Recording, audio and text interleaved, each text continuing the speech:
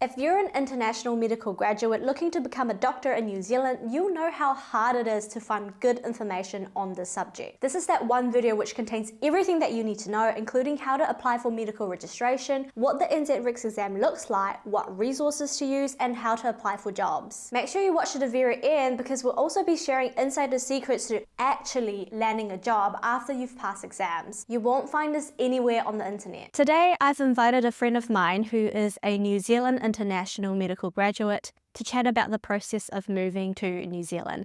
And in order to protect her privacy, she'll be anonymised and we won't be able to show her beautiful face. And first, could you start off with telling us a little bit about yourself, where you're from, and what's your experience moving to New Zealand? Hi, I'm basically from India and I have moved to New Zealand to join my partner. And it was quite a challenging pathway for me to work in New Zealand and to be a doctor in New Zealand. Yeah, it does sound very challenging from lots of people who I've spoken to, and a lot of my subscribers are really thankful that you're able to come onto this talk to hopefully give a bit more insight and wisdom into how you got onto becoming registered in New Zealand. I was wondering which registration pathways you fall under, because I'm just looking at the website, and under the medical council there are tons of ways that you can get in. Which one did you fall under? So firstly, it's always safe to check on the checklist that they have on the website, but I can simplify it. So if you are someone who are from any of the Asian countries and wanting to work as a doctor, you would straight away have to go to provisional one. Even if you are a specialist in your country, I don't think New Zealand identifies the qualifications and lets you work at the same level. So basically you go with provisional one and then get your general registration, and that's how you get started. So this is for most of the Asian countries, or let's say from the country except UK, Australia, New Zealand, Canada, and USA. But it's always best to do the questionnaires in the website and see what you go with. Yeah, I'll also link the checklist thing that you mentioned. It's a self-assessment tool. Yes. That would be the most accurate way to find out what pathway you belong to. Yeah. Okay. So for that provisional pathway, what were the requirements and what was the process like? So it's very straightforward in the website, but I can shorten it for you. So basically you have to match all the prerequisites, and let's just list it down to 1, 2, and 3. 1 is your English test. So for the English test, you have to get IELTS or OET. For IELTS, it's minimum 7.5 E or no less than 7. And for OET, you have to be grade B plus, if I'm not wrong. So I personally feel OET is much simplified and easier. However, it costs more than IELTS, and you have more resources for IELTS, but it depends on individual preference. But I see a lot of people struggle with writing in IELTS, and I struggled there as well. So even though I got 8+ overall bands, or if I got 9 bands in most of my other sections, I struggled to get more than 7.5 in writing. If you have limited amount of time, I would say go for OET. So that was one of the requirements that you were talking about, is the English tests? Yeah, so that's number 1. And along with that, it always goes that your medical education has to be qualified by the WHO. So that's the first thing anyway. But I guess most of the universities are qualified by World Health Organization. And now comes the second. Second is the part 1. So part 1 for taking NZREX is either you take PLAB 1 or AMC 1 or USMLE 1 and 2 or Canadian exam 1 and 2. So for me, it was a no-brainer because I was running out of time. I took PLAB because I knew PLAB had a lot of resources. It is much more accessible as compared to others. While I also had many people who were taking PLAB and they told me that this is a doable exam. This can be done in short time and you have a lot of resources to pass the exam. Also, it's one of the cheapest options. Before we talk about the required exams, I want to add that there has been a new update since 2023. And that is, if you have sat and passed your PLAB 1 and PLAB 2 exams, you are not required to sit the NZREX exam. And this is for the provisional pathway. Is there any restrictions or requirements from the New Zealand Medical Council of whether or not you have to be a doctor first in your home country before you move to New Zealand? That's quite a controversial question. So while I took my exam, this wasn't a rule, but I see a lot of conversations going around that they were looking forward to make it as a requirement that you have to have an internship in your home country. So, for example, whatever country you graduate, you need to have a postgraduate internship of minimum 12 months. Yeah, so I think it's a ongoing conversation, but I don't see that it's already a requirement. Okay. And I guess we'll talk about this even more later on when we talk about the NZREX exam Yes. itself. But do you think, from your experience, that having 1 year of postgraduate experience is actually helpful to sit the exam? Definitely, because the clinical exam that you take finally, the NZREX exam is an OSCE exam, which gives you clinical scenarios. And the clinical scenarios are the most common conditions. So it will definitely boost your confidence, number one. Number two, it will present you as a clinician rather than a student or rather than a fresh medical graduate. So I would definitely say it's very beneficial if you have seen patients, if you have really been clinically exposed. Okay, thank you. The next part is also something that I get a lot of questions about. Applying for jobs in New Zealand, how did that go for you? So it's quite a tricky process because all the New Zealand graduates have a very straightforward pathway where they have some online portal, and everyone who graduates from New Zealand gets, I think they register on that portal and then they apply New Zealand wide. On the contrary, for the NZREX pathway, there's no straightforward application pathway.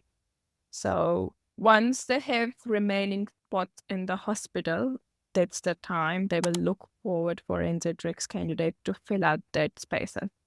So unless, I would say, that's what I have simplified in my mind, unless they're short of doctors or unless someone has dropped out from their normal year, that's the only time there will be a vacancy for outside person. They're very good at publishing the jobs though. Like they will publish the job saying PGY1 doctors or PGY1 house officers, which is a postgraduate one house officers, and that's where we start once we pass the NZREX exam.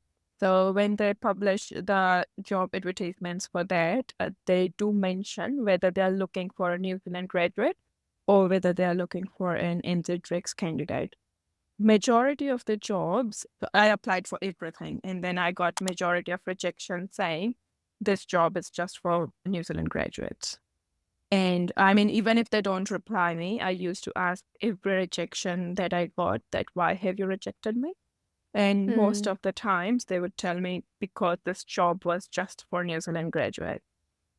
So while applying the jobs, it's very important that you apply on the ones that mention specifically NZREX candidates and make sure you don't miss that one to apply. It's okay if you miss the normal one, but that's your only chance. Like it opens once in a 6 month or let's say once in a year. So that's your best chance to get into a job. When do the jobs become available, do you know? Because you say once every 6 months or once a year. Is there a time that they usually post out jobs after they've recruited the New Zealand graduates? In my understanding, winter is the best time. That's because many doctors go on leave, and these jobs are temporary ones. So these are just quarterly recruitment where they are lacking people because of the winter, or many people go overseas to travel back to their home country. So winter is one of the best times. Secondly, there's no best time actually, because for New Zealand graduates, we know they are getting recruited in January. So I think January would be the least best time because they will be looking forward to recruiting all the New Zealand graduates. So all throughout the year, or let's say before every quarter, there is a vacancy coming up. So all the quarter starts January, April, the next one's October, and did I miss one? July, isn't it? Yeah. So 2 months before every quarter, they start the recruitment process because they have to finalize this before the quarter starts. So let's say at least 6 weeks before every quarter is the best time to look out for jobs. How long would you say typically it takes for you to find a job for NZREX candidates? It really varies, and I would say it depends on how lucky you are, regardless of how competent you are, because it depends where you are staying, what your background is, and how your communication is. There are multiple factors. I can't say like only one or two factors are the most important one, but I would say you really have to be lucky. Secondly, you really have to prove yourself very hard. And in terms of time, it could be as soon as 1 month, or it could be as late as 5 years. But generally Oh my gosh. speaking, I have seen many of my friends and most of us getting a job within 1 or 2 years at most. I was quite fortunate to get it within 3 or 4 months, but that also includes the processing time of the recruitment, because recruitment takes quite a long time as well. So the day you apply, your clock starts ticking there. And then after 1 month, they will close the application. After that point, they will assess all the applications. That's another month. And then you get interview. That's another 15 days. So you see what I'm saying? The recruitment process itself is almost 4 to 8 weeks. Yeah, I see. Like the actual admin time itself Yeah. takes up the bulk of the time as well for you, hey? Yes, but it depends actually whether you're staying in a major city or a minor one, because both have pros and cons. Like, for example, place like Auckland would have more vacancies, but then there will be more applicants at the same time, and they wouldn't prefer NZREX candidates to be starting as PGY1. But there are some smaller regional hospitals which would be they would be really keen to take the candidates from NZREX exams, especially there have been some popular ones like Hamilton. They have been very good in past for taking the NZREX candidates. I've seen in Invercargill having many of them, even Wellington, Wanganui. So the regional hospitals, I've seen they accept NZREX candidates much sooner than the urban centers. So it also depends on where you're applying. But general rule apply everywhere, because you never know which one you're going to get. And where do you apply? Do you have to go through every DHB's website, or is there a general website that people can go on to apply? Yes, so I did it multiple ways. I asked all of the people who took the exams, and on the Facebook group, I was looking at the conversation saying, go to DHB website, but then most of the times you will struggle finding an available job. So most of the times it's unrealistic that you can go to DHB website and there will be one job listing. So what I did was I just used to randomly email. Let's say this week I will randomly email 5 RMO units for one region, and then the next week I'll do another 5 regions of New Zealand, and then the next week I'll do another 5 regions. They will not like this, but that's the only choice we have got, because sometimes they have quarterly vacancies for PGY1 candidates, which they don't even care to publish, because if a quarter is starting on, let's say, 15th of July, and they realized by 1st of July that they don't have a house officer, they can't really publish it, technically speaking, because their process is quite tedious, like I said. So if they publish the job on the 1st of July, they have to keep it on air for, let's say, 2 weeks, and that's the time the quarter will already start. So I came across one job which was just exact the scenario. They didn't publish it, but because I emailed the RMO unit, I incidentally found out that they have a position for 1 quarter, and they did offer me a job, but I didn't take that anyway because it was just for 1 quarter and I had a better offer.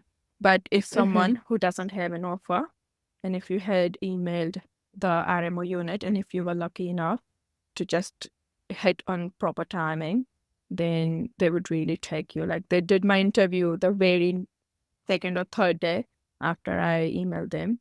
and then the very next day they offered me the job. Oh, that's really good. I think it's also not just luck, really, from the way you describe it. It's really being proactive. Yes, definitely. Yeah, being proactive is one of the other thing as well. Like, you really have to find your way, because there are no straightforward pathways, and there's no right or wrong here.